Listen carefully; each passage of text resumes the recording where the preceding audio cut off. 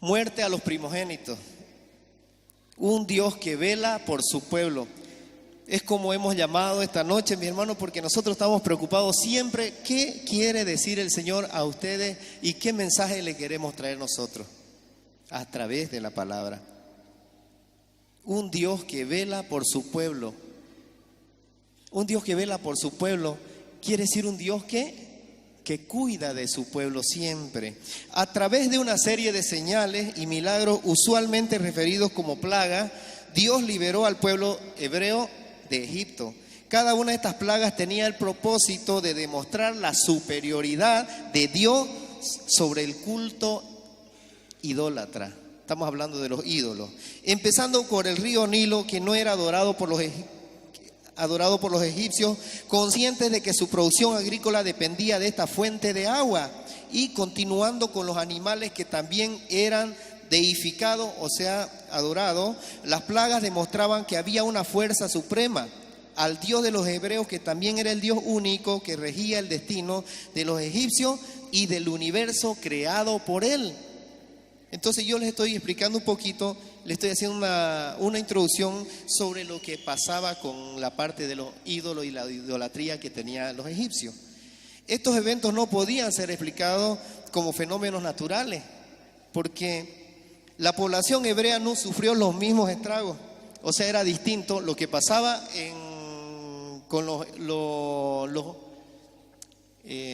hablemoslo así, con el faraón, lo que pasaba con el pueblo del faraón, los egipcios, y lo que pasaba con el pueblo hebreo, porque dice que no sucedía lo mismo aquí como lo que sucedía allá con los hebreos. O sea, por eso no se lo denomina como un fenómeno natural, y muchos decían fue un fenómeno natural, que pasó esto, que casualmente vino. No. Y enseguida viene la explicación a todas estas cosas. ¿Por qué las voy a explicar? Porque es importante que ustedes sepan las raíces también de la liberación del pueblo de Israel, que somos nosotros los que estamos aquí. Aún estando en esos tiempos, en esos años, a estar hoy, no hay diferencia. Quizá el ambiente es otro, pero viene a ser lo mismo que estamos viviendo nosotros.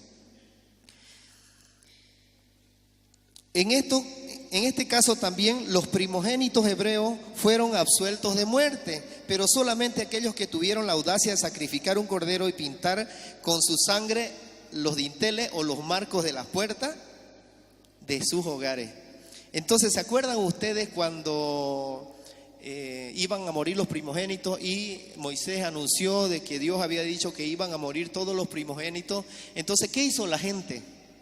Él les dio las instrucciones de Dios, porque era instrucción de Dios, de que todas las personas marquen con sangre de un cordero, pero estábamos hablando de no cualquier cordero, porque decía que sacrifiquen un cordero, y el cordero que esté bueno, en buen estado, para hacer el sacrificio, porque a Dios siempre se le daba los sacrificios de lo mejor, ¿cierto?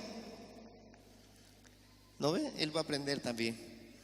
Y entonces, cuando Moisés recibió la señal de Dios de que se pinten los marcos de las puertas con sangre del cordero, ¿era para qué? Para proteger a su pueblo. Y los que no lograron marcar, los que no lograron hacer que marquen en su puerta, esos morían. ¿Por qué? Porque era una ley, y las leyes que dictaba Dios han sido siempre para cumplirlas. Han sido leyes que han sido hechas ¿para qué? Para obedecerlas. Entonces, por ejemplo, en nuestro caso, voy a darles un ejemplo. Nosotros en la casa, generalmente, hemos tenido experiencias fuertes en nuestra casa. Y generalmente ungimos la casa cuando vamos a salir, o cuando sentimos algo raro. De pronto me dice Milka, ¿por qué no unge la casa o échele agua bendita? Ya, le digo yo. Entonces me voy, y si ella lo sintió, yo lo hago, o muchas veces yo lo hago solo. Me voy, agarro el agua y empiezo a orar y a proteger la casa en todo momento de cualquier ataque del enemigo, porque hay que estar atento, hay que estar alerta para las cosas y que vienen para nosotros los que estamos viviendo siempre en el Señor. Entonces, ¿qué hacemos nosotros? Oramos y vamos y declaramos, rociamos agua bendita muchas veces o aceite, y oramos para que proteja la casa. En muchas ocasiones hemos protegido la casa y muchas veces hemos llegado a la puerta al otro día y cuando vemos la cantidad de chulupi, bicho, es justo en la entrada de la puerta, o sea, moscas muertas, y es porque muchas veces hemos ungido la casa y no puede pasar pues el mal, ¿no? Entonces esa es una señal de que el mal se ha manifestado y ha querido entrar, porque la puerta significa una entrada. Y por qué en muchos casos podemos decir, ¿por qué no entra por el techo si en el patio no hay techo? Y podía entrarse por el techo, decimos, ¿no? Porque la puerta significa, es un signo de que entra algo, es lo principal, es la puerta de nuestro corazón también. En las cosas del Señor no se las toma generalmente de la parte humana, se las toma desde la parte espiritual. Cuando ya vivimos en el espíritu y no vivimos en la carne, las cosas se las debe interpretar de la manera en el espíritu. Entonces cuando decimos, sellamos las puertas, ungimos las puertas, es como decir, vamos a cuidar nuestro corazón de que no entre nada malo a nosotros. ¿Por qué oramos? ¿Por qué nos protegemos en el nombre de Jesús? ¿Por qué? Porque el mal siempre quiere atacar al que le sirve a Él, al que le sirve a Dios. Entonces, en ese lapso en que fue anunciada de que estos corderos sean inmolados, sean matados, ¿para qué? Para que esa sangre, fíjense que hablaban de corderos que estaban buenos, no corderos en mal estado o enfermos o alguna cosa. Entonces hablaban de los corderos que daban su sangre, ¿para qué?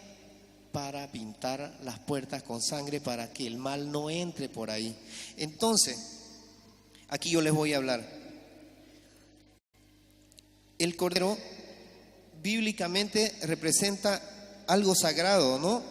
Entonces yo aquí les voy a hablar, voy a hacer una lectura cruzada. Éxodo, desde el 12 al 46 dice: se ha de comer en una misma casa, no sacaréis nada de la carne fuera de la casa, ni quebraréis ninguno de sus huesos, dice. Requisito que se cumple con Cristo en Juan 19, 33.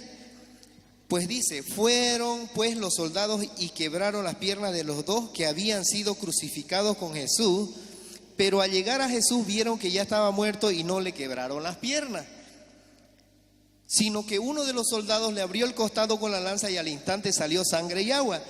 En lo que vio, el que vio dio testimonio, su testimonio es verdadero, y aquel que sabe que dice la verdad y da este testimonio para que también ustedes crean. Esto sucedió para que se cumpliera la escritura que dice: no le quebrarán ni un solo hueso. Fíjense que se cumple. Yo quiero que analicemos esta partecita. Fíjense que desde tiempo antes se sacrificó ese cordero, ¿para qué? Para que protegiera las puertas, ¿no ve? Entonces el mal no iba a entrar. Y fíjense acá, hablamos de un cordero inmolado que da su vida como representación. Por ejemplo, Jesucristo dio su vida por nosotros y esa sangre era una sangre que no estaba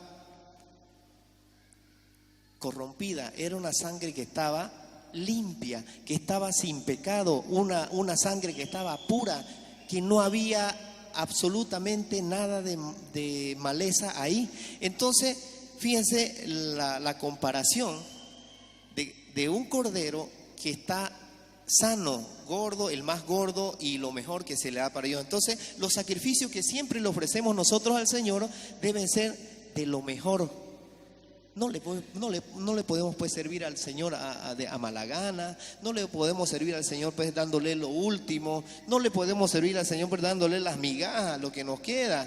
Es como en esta lectura, cuando en Mateo 15, les voy a hacer recuerdo, pero ella dijo: sí, Señor, pero también los perrillos comen de las migajas que caen de la mesa de sus amos. ¿Se recuerdan esa lectura? ¿Sí? Cuando esta persona va y le pide a Jesús una sanación, entonces, ¿Jesús qué le dice? No es bueno que los perrillos coman de tu mesa, le dice. Y ella le dice así: mas ellos comen de lo que cae de la mesa Entonces ella le argumentó de que los perros y los animales también necesitan alimentarse. Entonces el Señor está mirando un acto de misericordia y por eso le dice, tu fe te ha salvado, le dice. Entonces así obraba el Señor. Fíjense que todo tiene una relación desde un comienzo, desde antes hasta el día de hoy. Y esto me lo puso ahora el Señor. Yo empecé a decir, pero esto tiene relación con esto tiene relación con esto otro. Entonces el Espíritu Santo nos va mostrando y nos va dando a conocer cosas que verdaderamente pues no conocemos nadie. Y yo ahora me he enterado de muchas cosas de que realmente se encadenan. Entonces miren, el cordero que se sacrifica, ¿para qué? Para la protección de las casas. Entonces ni un mal puede entrar. Y fíjense, Jesucristo dio su vida por nosotros, murió, ¿y qué mal entró en él? Nada, no pudo entrar nada. Entonces el sacrificio que da Jesús es santo. El sacrificio que da Jesús representa ¿qué? La vida. Entonces la vida, esa vida es la que Él nos quiere dar a todos, desde un comienzo. Entonces, estos primogénitos, todos estos que estaban muriendo, era por ley de Dios. ¿Para qué? ¿Para qué? Para que este pueblo entienda que Él podía hacer lo que Él quería hacer. ¿Para qué? Para darle signos a este pueblo de que Él estaba ahí, pues, de que Dios estaba sobre ellos. ¿Y qué hace luego? Ahora les explico. En Éxodo 12:29, no solo fue un golpe final al faraón y a Egipto, dice, también demostraba la falta de poder del faraón y de sus dioses, dice, comparado con la verdad de la palabra de Dios y el poder mismo de Dios. Esto yo empecé a escribir ahora y era una representación del mensaje del evangelio, es lo que les acabo de explicar, que el verdadero primogénito de Dios, el cual moriría por los pecados del mundo. Imagínense, Dios, en una de las prédicas yo le comentaba a todito de que Dios dio al más grande, ¿cierto? Imagínense, yo les dije, ¿se acuerdan que si hubiera tenido 10 hijos y nunca va a dar pues al peor, ¿no? Un ejemplo de decirlo así. Si usted tiene 10 hijos en su familia, 10, y usted quiere uno que sea sacerdote o que sea predicador, bueno, a este que es medio raro, lo voy a poner, que es medio flojo, lo voy a poner para que sea cura, digamos, ¿no? Porque a veces tenemos la visión, o que no hace nada porque creen que uno predicar la palabra no ocupa nada de tiempo. Sin embargo, se dedica uno, hay prédicas que durante toda la semana o durante 2 semanas le cuesta a uno entrar porque es una preparación en el espíritu que hay que hacer. Porque si la prédica está preparada así nomás, porque de así lo leo esto lo pongo acá, no da fruto. Entonces, ¿a qué nos manda el Señor? A que esta palabra tenga vida y vida en abundancia. Esta palabra esté llena del Espíritu Santo. Entonces, esto representa, dice, que todos aquellos que estén cubiertos por la sangre de Cristo sean salvos de las ligaduras del pecado y de la condenación eterna. Fíjense lo que dice. Esto nos indica que Dios es malo. Esto no indica que Dios es malo cuando consideramos y entendemos que todos han pecado. O sea, nadie se salva. Eso quiere decir. Esto ilustra que Dios estaba arreglando la historia para dar testimonio del más grande acto de amor que es en la crucifixión. Mire, entonces cuando estamos hablando del primogénito, estamos hablando de un Dios que dio a su Hijo único, dice, ¿no? Dio a su Hijo único para que todo aquel que en Él crea se salve pues y tenga vida eterna. Entonces ese primogénito representa el Hijo de Dios. Mire, ya lo habían anunciado desde antes, porque siempre en la palabra, si ustedes leen Antiguo Testamento, siempre habla de primogénitos, ¿no ve? Primogénito, y muchos dicen primogénito. Y que siempre esperaban un primogénito. Entonces la palabra ya venía anunciada desde que se inició todo. Entonces ya estaba anunciada Abraham. Cuando Dios le dice que sacrifique a su hijo, era el primogénito, ¿no ve? Entonces ese primogénito y significa la vida que da uno, la primer parte de uno, lo mejor que es de uno para Dios, brindar lo mejor para Dios. Usted en su servicio, mi hermano, cuando venga a darlo, tiene que dar pues lo mejor. no tiene que venir pues todo chueco aquí, tiene que venir con todo para darle a lo mejor al Señor. Y generalmente los que servimos al Señor tenemos que dar lo mejor, porque si no, el Señor nos va a pedir cuenta a nosotros, pues. Un servidor malo, un servidor perezoso, un servidor que no hace las cosas que yo quiero que haga. Entonces, este mensaje se refiere a los primogénitos. Y más, aquí, por ejemplo, nos presenta las 10 plagas de Egipto, ¿ya? Y en realidad de 10 fueron otras enfermedades más que acontecieron a raíz de eso, que no está escrito, pero sí menciona en algunas partes de la Biblia. Entonces, por ejemplo, yo quiero explicarle lo que representa la maldición que cayó sobre el mismo faraón. Muchos no lo deben saber, yo se los voy a explicar ahora. Hoy vamos a aprender una cosa muy bonita.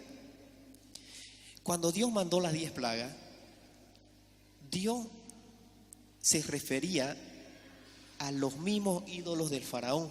¿Y cuáles eran esos ídolos del faraón? Ahora, el agua del Nilo que se convertía en sangre, no que se convirtió en sangre, ¿no? Esa agua era la que abastecía pues a todo ese lado para los sembradíos y qué sé yo, y cosechas y todo. Pero el agua del Nilo que estaba convertida en sangre, su nombre era Isis, que era como un dios, ¿no? Es un dios, y es de un nombre griego de una diosa de la mitología egipcia cuyo nombre era Ast, y era considerada la diosa del Nilo. Entonces todo ellos lo hacían ídolo. Es como ahora pues, la Pachamama, que esto, que lo uno, que lo otro, hay que sacrificar un perro, hay que sacrificar un gato, hay que sacrificar esto otro. Entonces pues es una abominación contra el mismo Dios. Entonces a Dios no le gustaba. Aún así Moisés no haya aparecido en este caso, es una abominación contra Dios, porque Dios creó a todos nosotros. Y si endureció el corazón del faraón fue porque él quiso endurecerlo. ¿Para qué? Para demostrar su poder y su gloria, y que aún endureciendo el corazón del faraón, él iba a hacer libre a su pueblo. ¿Se dan cuenta? Porque Dios es soberano, lo dije la otra vez. Es hermoso, ¿no? Es hermoso cómo nos presenta Dios una cosa tan maravillosa. Y mire, las ranas, por ejemplo, hubieron millones de ranas, y la rana representaba también a otro Dios, dice Eyet, dice acá. Era representada como una rana o mujer con cabeza de rana, presidía los nacimientos actuando como una especie de comadrona. ¿Entienden un poquito esta parte? ¿Sí? ¿Le están entendiendo un poquito? Entonces, yo les voy a ser más puntual. La rana era la representación de otro dios que eran adorados por estos egipcios. Entonces ellos tenían dioses de todo, de todo, de todo. Sí, me dice Milka de que han visto, no sé si en las tiendas, hay esos gatitos que hace así, ¿no es? Que llama la plata, ¿no es? ¿Han visto? Esos pues son inventos, y es de un animal también. La simbología que representa un animal es también, es signo ¿de qué? De que le trae cosas buenas. Entonces, este gatito que mueve la mano le está llamando: plata, vení, plata, vení, plata, vení. Entonces, bueno, nosotros nos hacemos ídolos de todo, que vamos a poner un elefante aquí con toda su herradura y todas las cosas. Entonces, todas esas cosas no las hacemos nosotros. ¿Para qué? Para supuestamente buscar beneficio de esta vida. Y nos damos cuenta que estamos atados a todas esas cosas que nos alejan de Dios. Mire, los piojos, porque habían piojos también. Set, que se personificaba como la tierra desértica, la sequía, representaban, estos dioses representaban algo para ellos. Y cada vez que sucedía algo, ellos ya estaban adorando al Dios. Y se acuerdan que el faraón presentó a su hijo a la vaca, ¿no ve? A esa vaca, y lo puso para que lo devuelva a la vida. ¿Se acuerdan? ¿Cómo pues le va a dar vida si es una estatua? O sea, realmente el hombre vivía realmente atado a Satanás. Esa es la palabra. Ahora, las moscas. Era un dios representado posiblemente, dice, por el dios solar egipcio, las moscas. Entonces, ¿qué hacía Dios? Dios empezaba a darle a beber de su propia medicina al faraón. Entonces, todas las cosas que vinieron, mire, las úlceras que aparecieron, aquí habla del dios de la pestilencia. era un dios también. El granizo simbolizaba las fuerzas destructoras, su voz era el trueno, mire. Por ejemplo, las langostas era Osiris, un dios de la vegetación y de la agricultura. Entonces era una cosa impresionante de cómo pasa ahora, pues, ¿no? La Pachamama. De la Pachamama, ¿qué más hay? Hay cultos para esto, que a la hoja de coca, que al gato, al ratón, aparece un montón de cosas que es lo mismo que sucede. Ahora, la muerte a los primogénitos, escuchen bien, dios lunar de la fertilidad, dice, representaba la fuerza generadora de la naturaleza. Isi, símbolo de la semilla, miren, símbolo de la semilla, crecimiento y seguridad de la vida, dice, modelo para esposas y madres. Faraón, considerado un dios por los egipcios. Ahora se dan cuenta por qué Dios mandó esas 10 plagas. Era para hacerle ver al faraón y hacer notar a todos de que todos esos dioses que él adoraba, esto representaba la misma muerte para él. Entonces, ¿qué hizo Dios? Bueno, me ha retado a Moisés, y por lo tanto tus mismos dioses te van a traicionar. Entonces, directamente Dios lo que hizo fue delegar a esos mismos dioses, que era el mismo mal, a través de usando todos estos recursos que eran los mismos parásitos que habían en ese tiempo. Entonces Dios mandó las 10 plagas con un objetivo de que se dieran cuenta de que contra Dios no se puede, y Dios lo sabe todo. Entonces aquí presentamos la muerte de los primogénitos como una entrega al primero. Entonces, cuando decimos que cubrimos las puertas, todas las entradas, quiere decir que nosotros estamos cubriendo en el nombre de Jesús. ¿Alguna vez alguien ha hecho esto de cubrir las puertas en su casa? Porque el mismo Espíritu Santo le avisa a uno qué es lo que debe hacer, porque a veces se ocasionan peleas, se ocasiona una cosa, se ocasiona otra. ¿Por qué? Porque estamos desprevenidos. Hasta la casa hay que bendecirla, hasta la casa hay que cuidarla, hasta la casa hay que ungirla, porque es donde habitamos nosotros y donde habita el Espíritu Santo. Le decía su esposa de Moisés, recuerdo este pasaje: ya ni te veo, ya no sé qué es lo que piensa. Cuando Moisés volvía de esos viajes larguísimos, lejos, tanto que caminaba, ¿se acuerdan que viajaba miles de kilómetros? Y él volvía y le decía: ya ni sé quién eres, porque ni te conozco. Entonces le decía: es un mandato de Dios y tengo que hacerlo.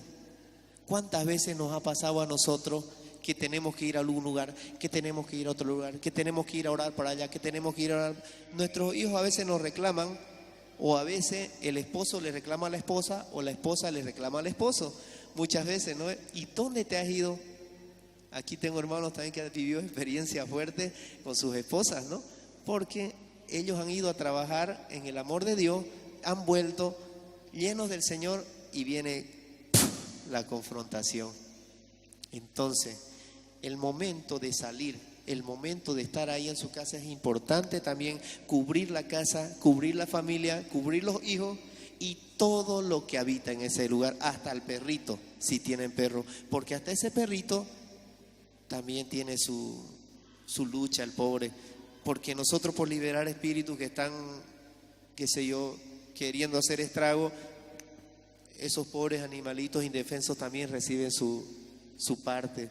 Lo sabemos, porque hemos tenido muchas experiencias hasta con el perrito. Se nos enfermó una vez y ya lo había desahuciado el veterinario, y nos dice: ese perrito hay que esperar nomás porque ya no tiene solución, él se va a morir. Ya hicimos lo que pudimos, hay que esperar. Y las niñas lloraban, me acuerdo, Emily y Romina lloraban, estaban más chicas. Y le dije: vamos a orar. nos arrodillamos y estaba el perrito, ya no se levantaba él, no podía mover la cadera, y no tomaba ni agua, ya estaba esperando para morirse. Y le oramos y las niñas lloraron con una fe y le dijimos: Señor, este perrito es una mascota que tenemos aquí, también la queremos, es tu creación y queremos que esté un tiempo más con nosotros. ¿Saben qué? Milka no estaba ese rato. Milka llegaría a los 10 minutos menos. Cuando llegó ella, ¿saben qué? El perrito se levantó y corrió y fue a alcanzarla a ella. Y ahorita hace no sé cuántos años ya y lo tenemos saningo, lo tenemos. Y no necesita una inyección, no necesita nada. Solo pasamos, le echamos agua bendita, oramos y ya listo, ya está bendecido. Entonces yo les hablo de algo que sucede, algo que es real. ¿Acaso no es hermoso estar enamorado del Señor? ¿Ah? ¿No ve? Dios nos da vida, Él vela por nosotros, Él nos cuida y en su momento Él hace las cosas. Así que no nos desesperemos, esperemos en su tiempo, porque es un Dios que sabe su tiempo, un Dios que sabe cuándo lo vamos a recibir, porque muchas veces estamos adormecidos, como dije la otra vez. Entonces venimos, ¿cuál prédica? ¿Cuál evangelio? ¿Cuál unción? Y todos recibiendo ahí del Señor, ¿no? Entonces a veces venimos así, todos adormecidos, pero ya el Señor tiene su tiempo y su lugar para cada uno. Bendito sea el Señor. Amén. Recibe toda la gloria, recibe toda la honra, precioso Hijo de Dios. Quiero levantar a ti mis manos, maravilloso Jesús, milagroso Señor.